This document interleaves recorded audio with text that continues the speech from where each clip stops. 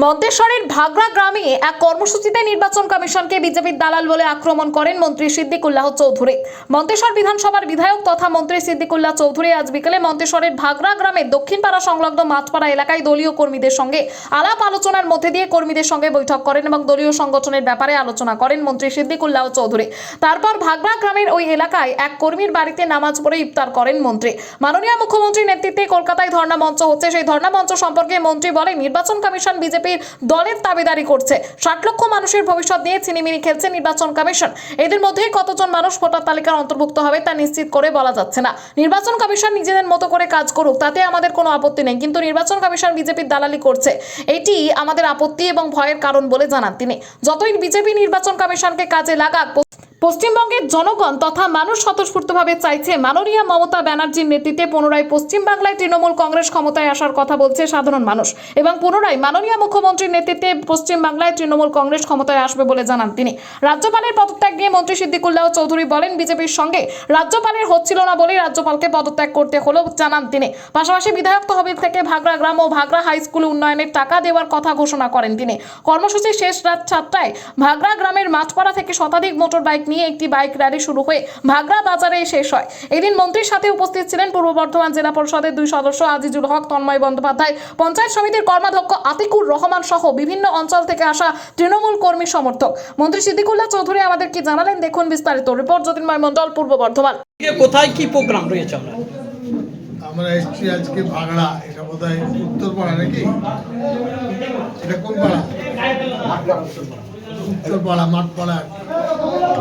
মানুষের চাহিদা এবং আকাঙ্ক্ষা, রমজান মাসে একসাথে যেন আমরা ইফতার করি, তো তাছাড়া জনগণ যোগাযোগ বাড়াতে চাইছি। আমারও কিছু দায়িত্ব আছে। বিধায়ক তহবিল থেকে অনেক খরচ খরচা হয়েছে, উন্নয়ন হয়েছে।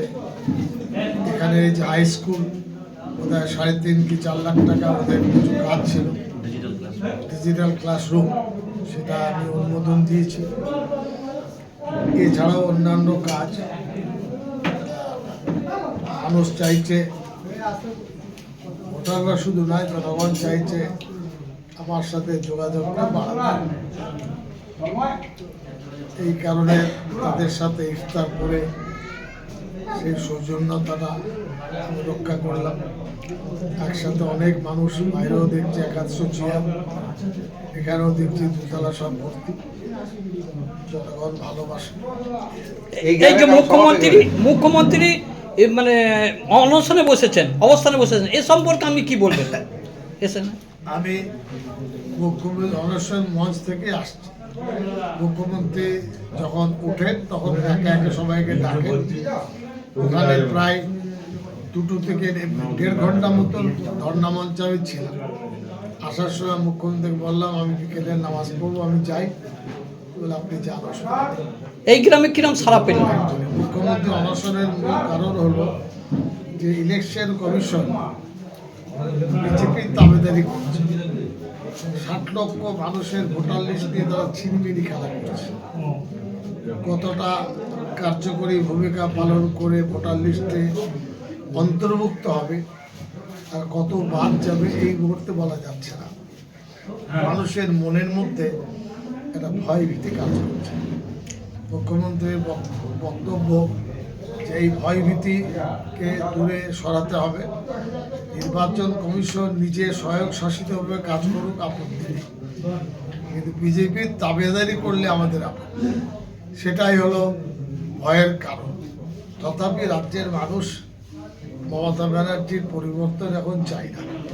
গদি মিডিয়া ব্যাপকভাবে উল্টো পাল্টা মিথ্যা কথা বলছে, সেটা আলাদা, কিন্তু মানুষ ক্ষেপে আছে বিজেপির বিরুদ্ধে। তার কারণ হলো ভোটার লিস্টের SIR এর বড় একটা কারণ। আজ ভাগড়া গ্রামে কেমন কিন্তু দেখতে পাচ্ছি উপর নিচে রাস্তাঘাটে প্রচুর মানুষজন, মানুষ ভালোবাসে। তাছাড়া আমার সাথেও ব্যক্তিগতভাবে অনেকের যোগাযোগ, তো সেই সূত্রে এই খবরটা ব্যাপকভাবে মানুষ পায়নি। যারা যারা পেয়েছে দেখছি তো 100 বোধহয় মোটরসাইকেলে হবে দেখতে পাচ্ছি, পা রাখার জায়গা নেই, গাড়ি ঘোরানোর জায়গা নেই।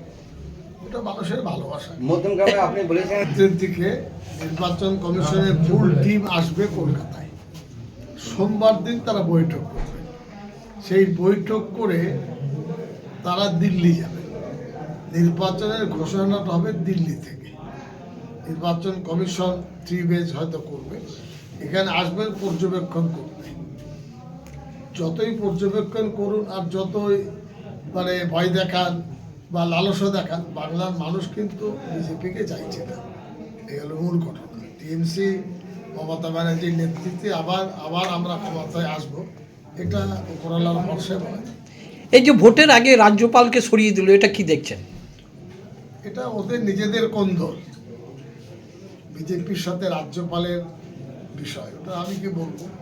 রাজ্যপাল আনুক আর যাকে যাই করুক, ভোটতে দেবে বাংলার মানুষ। ভোট দেবে গাছের উপরে জোড়া ফুল মমতা ব্যানার্জি এবং তার প্রতীককে, তার প্রতিনিধিদের। এক্ষেত্রে ওরা যতই নাটক করুন, যতই কিছু করুন, সেটার ব্যাপারে ভোটাররা আমরা চিন্তিত। এটার কোনো অভিসন্ধি আছে? সেটা ভবিষ্যৎ বলবে।